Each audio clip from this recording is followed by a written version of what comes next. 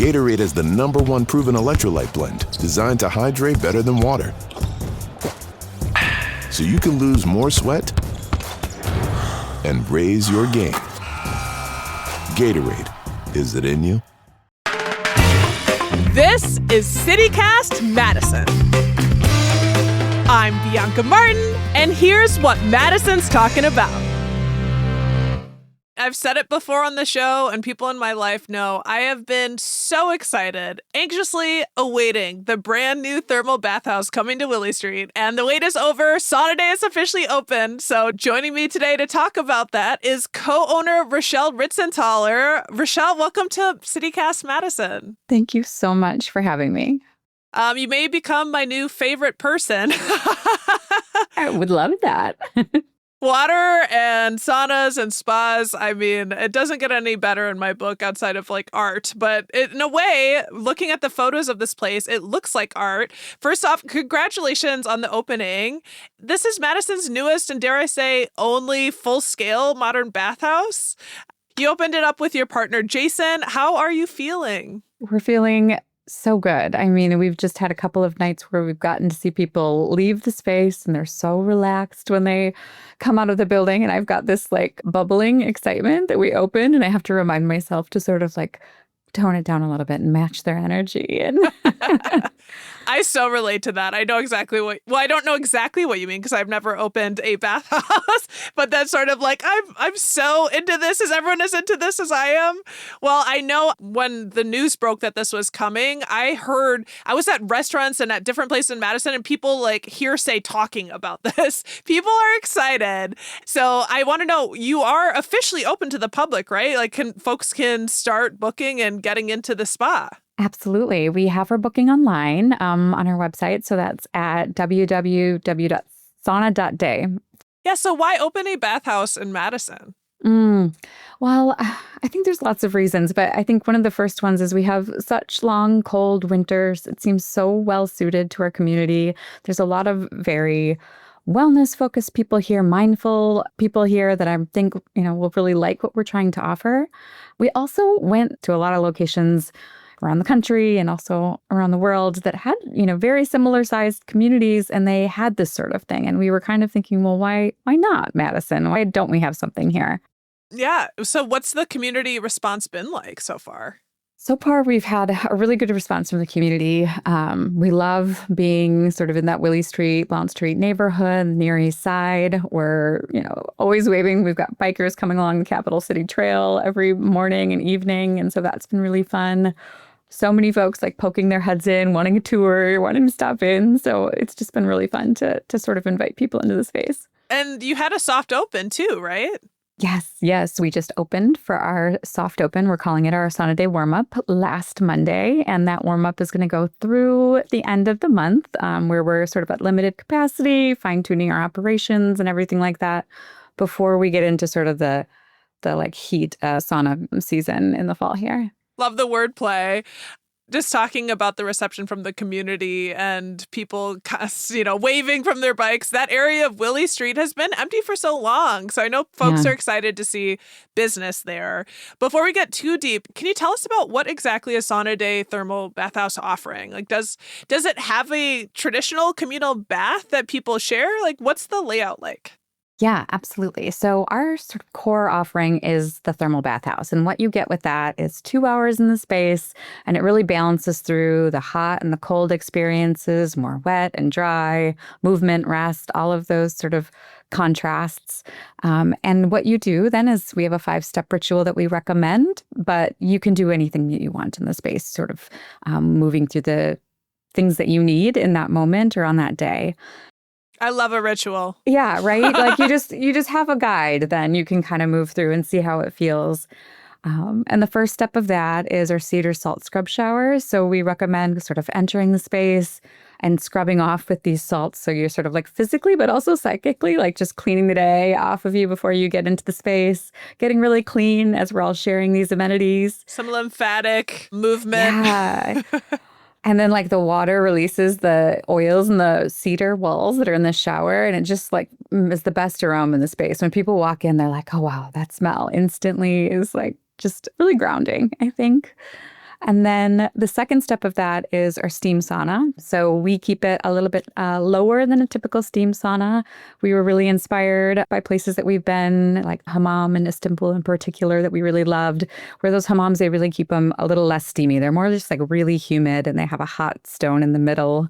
It's called a belly stone. We have our own sort of little belly stone in that space that you can lay down and relax your nervous system on that. So you can see other people, sort Yeah, of. you can it's see not other like, people. I can't see if I drop my glasses or. Right. Yeah. And sometimes you feel, like you're sort of drowning in a steam room because they can be really intense sometimes here. So we wanted to make that more of a gentle entry into the heat and into the space. So yeah, that's the second stop. And then the third stop is our more traditional saunas. Some people call them dry saunas. They obviously do have the steam as well as you add them to the rocks in the space. But we have one really large cedar sauna that's more of our larger sauna. Sometimes our social sauna. We'll have events there coming up even in August with guided breath work and different sessions like that. And then across the hall from that, we have an aspen sauna. That's the quiet sauna. So there's no talking in that space, but it's got a really cool sky that's a starry sky. And so you can pick out the constellations. There's the dippers and the moon and Mars and all of these things that we picked up from Bernie's rock shop. So it's kind of amazing to see them like lighting up in these colors. Oh my God. Okay. I knew this is already going to be my favorite place, but yeah, Bernie's for life. I don't walk around right? without some Bernie's rocks on my fingers or ears. Absolutely, right? I mean, who doesn't? Yeah. The Lapidary, by the way, if you haven't been to Bernie's rock shop, it's a great local establishment, long running, and they sell all kinds of beautiful minerals and rocks and crystals. Yeah, and they're featured on the ceiling in that sauna. That's the aspen sauna. It's made out of Wisconsin aspen, which I feel like is really great. And it also has less of a smell in there. So people who are more scent sensitive maybe like that space a little bit more for a couple of reasons. And then after that, you rinse off and there's the cold plunge. And we've built up sort of a full drop-in cold plunge. It's very much a part of the space. If you've seen any of the images, there's sort of these terraced benches and seating around that. We built that so we could build a full drop-in pool that was handicap accessible and all of those things. That was really important to us throughout the process to make this accessible to a range of body types, levels of mobility, all of those considerations went into it. So full sort of like accessible pool that you can drop in. It's about 54 degrees, 56, depending. If we have a lot of people in there, we can warm it up a couple degrees right now, but we're going to see how people feel. How many people would you say can be in the cold pool? Oh, how many people? So I think there's 4. The pool codes have told us 4 can fit in there. 4 can fit in there. And then isn't there also like warm bath options in the communal space? Yeah, absolutely. You can add on these Hinoki hot soaking tubs in the space. That'll extend your ritual from the 2 hours to closer to a 3-hour ritual. And those are really beautiful. We had those hand built in Alaska by these artisans up there that specialize in these types of onsen tubs. And they're lined in Hinoki wood. So when you kind of put the hot water in there, they also release this really great, like cypress kind of citrusy smell that's just delicious. And so you can hang out on that hot water and it's your own, but you could also invite a friend. They're big enough to like kind of share too. So you can go between that and then the cold water as you'd like. Loving the communal aspects in this space that you're describing. And, you mentioned that you did research from all over the world, that you got ideas from Istanbul, you already shared. Obviously, bathhouses are more popular in different places. What, if any, inspiration have you drawn from other countries or, international architects and their approach to this kind of model? Yeah, I think so. And to like kind of reel it back a little bit too, I was practicing architecture about 15 years ago, and I was really interested in this idea of architecture of health and like, can our spaces make us healthier, and urban planning and things like that. And as I was doing this, I was younger and didn't have kids and had more disposable income to get around and travel. And I had been, traveling to different countries and seeing people gather in these types of spaces. And it would be like a Tuesday morning, it wasn't like a big celebration day or, saving up for some sort of like great spa day. It was like, these people are just in here and they're all ages of people in here. And I can't fully understand the language, but they look like they're just having like a normal Tuesday. Yeah, normal Tuesday morning. Yeah. And so I was just really inspired by that and thinking about how in some ways we have a gap in our culture. And I think there's a long history there around bathhouses and sort of what happened in our country around those. Meaning, can you add a little bit? Yeah. I mean, the last bathhouse in Madison was closed down for prostitution, and that was in the late 90s, right? And we had a different idea of what a bathhouse was in our culture for a very long time. It's kind of inevitable. I imagine people ask that question of you, when the word bathhouse comes up, it might conjure for people things, more intimate things going down. Right. Do you wear clothes? All of that. Yeah. It's a different thing. And I think as we're starting to see this bathhouse renaissance happen across the country, I think a lot of people are trying to sort of like take back that word to what it was for 4,000 years and what it meant to people in communities around their social health. But it does take a process of sort of like re-educating, particularly the older generation. Some of us don't even remember this happening, but well, is there any component that is, that includes nudity, just so people know? Because that's in different cultures, there might be nudity and it's no big deal. Like, it's not sexual necessarily. Yeah, absolutely. And I think there is also a movement that I'm seeing even across our country for textile-free spaces, they call it, for certain bathhouses or different nights where you do gender-based nights. As of right now, we are a fully swimsuit facility. We really want to make people feel comfortable and safe. We've seen other bathhouses like loosen these policies or do some of this work and then have to put it back in place after something happens. And that's not really, how we want to start out of the gate. We really want to create trust in our community and make sure that people feel comfortable. That is an important thing. People are probably wondering, well, what do I wear? What do I wear? Yeah, what do I bring? It's like you can bring your swimsuit and a water bottle and we provide the rest there. So it should be really simple. I love that phrase, textile free. And it reminds me, I wanted to ask you a little bit more about the materials, because it sounds like you put so much thought into the space and the materials that are included. And now knowing that you have a background in architecture and design, that a lot of thought went into this space. It did. Yeah. When we started this project, it was really more of an experience map. Like we really thought about what sort of the ritual was that we were thinking about, and what we wanted people that came through the space to feel, to smell, to see, kind of thinking through all of the senses before we even started to lay out the experience. And we have different parts, as we look through the materials where they're sourced was really important to me as well. Sustainably sourcing hinoki, for example, is a really important thing because that's sort of an endangered tree. It's hard to get. You just have to be aware of where you're sourcing it from. Yeah, so ethical consumption here. Yes. Yeah, which is an absolutely wonderful trait that we love in Madisonians, and for Madison businesses to be thinking about that when they're curating a space.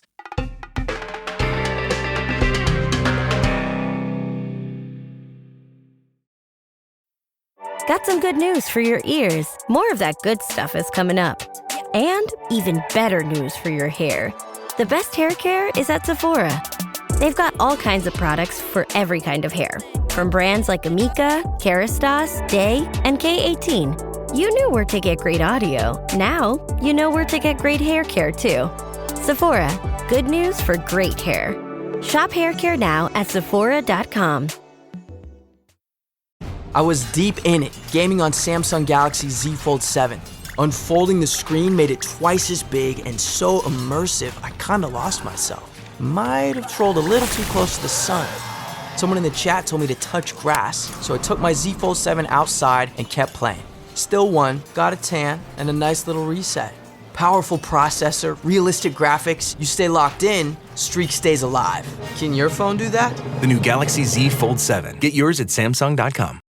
We talked about the physical space. We talked a little bit about, bathing suit, those vibes. In terms of what you're trying to curate, are there any other social rules in the communal space? Yeah, I think there's some general etiquette. Like in the saunas, there's just things like you want to ask other people before you put water on the rocks. We allow people to add steam to those spaces, which means that changes the humidity and the temperatures in there a little bit. So you just have to be really cognizant of that when you're asking others on that. I think generally speaking, we don't limit any sort of social connection between friends or others in the space, but we also do ask in our code of conduct that you read the space. You need to sort of read the vibe and respond appropriately.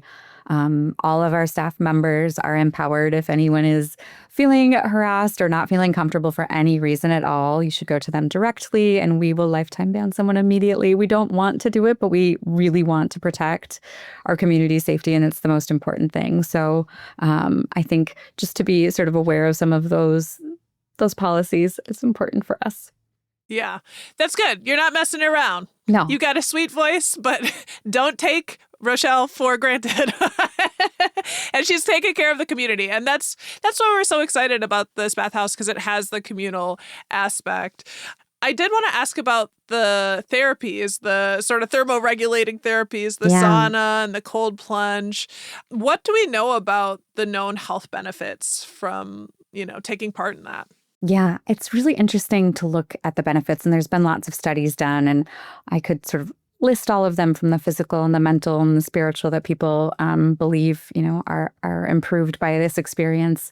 I think a lot of the things, are around cardiovascular health, longevity, inflammation, which we're learning is like the source of so many things in our lives and so many diseases that people are experiencing. But I think maybe one of the ones I believe is the most surprising is that we have the world's leading lab for thermal therapies at the university here in Madison, Dr. Raisin's lab. And they're doing all of this work around anxiety and depression and how the hot and the cold can actually perform like comparable to sort of pharmaceutical alternatives that we know are not super successful in treating those conditions right now. And they're doing a lot of their work out in Vail, Colorado. Yeah, the behavioral health complex out there that they're working with. But we've had some conversations here because they've done a lot of the work around the hot and cold. And we were thinking, has anybody ever done anything around the communal aspect too? Because we have this epidemic loneliness and we're always attached to our phones. And now you're in this space where you don't have a phone. You're with people of all ages, which is also something we maybe don't get all of the time in this environment. I'm really interested to sort of see where that side of things goes in terms of the research. What about accessibility in terms of a physical standpoint for folks who are differently abled? I know you referenced it earlier in your thoughtfulness around creating the cold plunge pool. Any other notes on accessibility in the space? Absolutely. So we do have an elevator lift in the space if the stairs up to the cold plunge are challenging for you. As I mentioned before, all of our saunas, we do have removable benches. So we could have wheelchairs rolled in there. And we're getting a PVC wheelchair as well, because I was concerned that the metal would heat up in there and I wasn't sure how that would even work. And so I've seen some bathhouses in Australia will use these sort of beach style wheelchairs. So we're going to get one of those as an alternative. And we also offer, if you have limited mobility, are in a wheelchair or for any reason need a caregiver to support you in the space, that caregiver is free of charge. We'll let them in for free so that they can support your experience in there. That's awesome. And brings me to my next point of accessibility is pricing. What's it cost to go to Sauna Day? Yeah. So our price is $55 for 2 hours. And we were really trying to get into that space where it would be relatively accessible for people to come in more on a regular basis. And that price comes down as you start to get into memberships and things like that. We also wanted to balance that with really investing in making a luxury experience. In some ways, as you go to different bathhouses around the world, particularly, you start to see how beautiful these spaces are. And it's a form of community care in my mind to show that you're honored in this way and that's not reserved for a $200 or a $300 or a $400 experience. In some ways, I feel like our spa culture here is almost like, if you would use the restaurant metaphor, it's like we've got the white tablecloth and then we have sort of like the more, the very like super casual spa experiences. And we don't really have that sort of fast casual or in between experience. So that's a space that we're really interested in exploring so that we can provide a great experience at a reasonable price. That's so worthy. I signed up for my gym specifically because there's a sauna. Yeah. And it's a different experience. I mean, gyms aren't cheap either. No. But people have their metal music on or whatever. Right. It feels a little less communal. I never say anything, but I think it'd be nice if we all had some similar ideas about the vibe should be in this room. Yeah, right. But I love that. I love that so much. And, or talking about other spas, I kind of want to touch on the ecosystem around spas. A lot of folks would recommend to me to go to King Spa outside of Chicago. So people who are really into the spa scene probably have heard of that. It's this great Korean spa experience and pretty accessible, but it's hours away. So to now have something local is really fantastic. And I understand you had the interest from part of the touring cast of Wicked to experience Saturday on one of their off days. So already you are popular and had to get my Wicked in. But also it kind of shows that clearly Sauna Day will be an attraction not just for locals, but I assume will draw outside interest as well to Madison. Yeah, I think this is one of the reasons we're so excited about that location we are in. We've had multiple massage therapists, acupuncturists, sound healers, all of these folks that are in the area. I can see them running down Willie Street.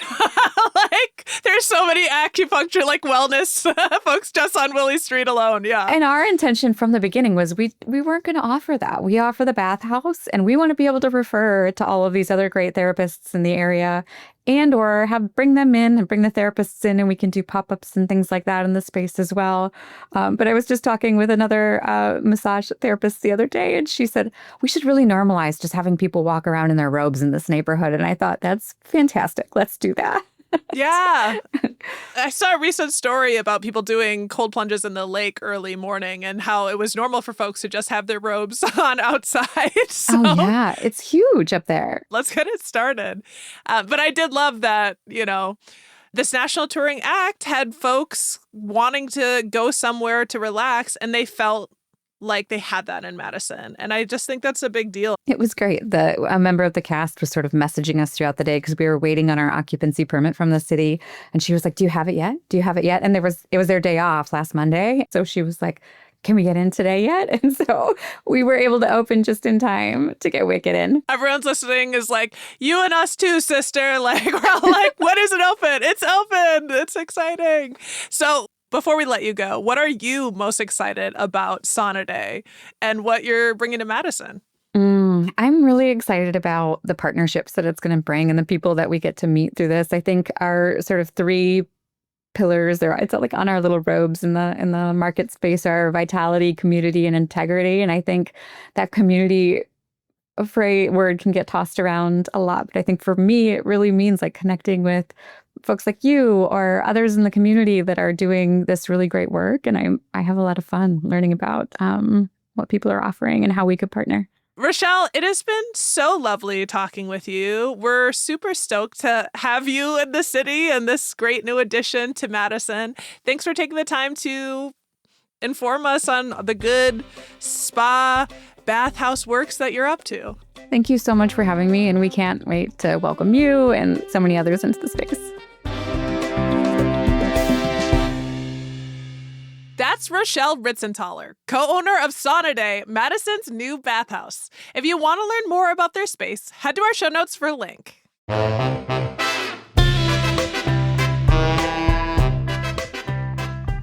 That's all for today, here on CityCast Madison.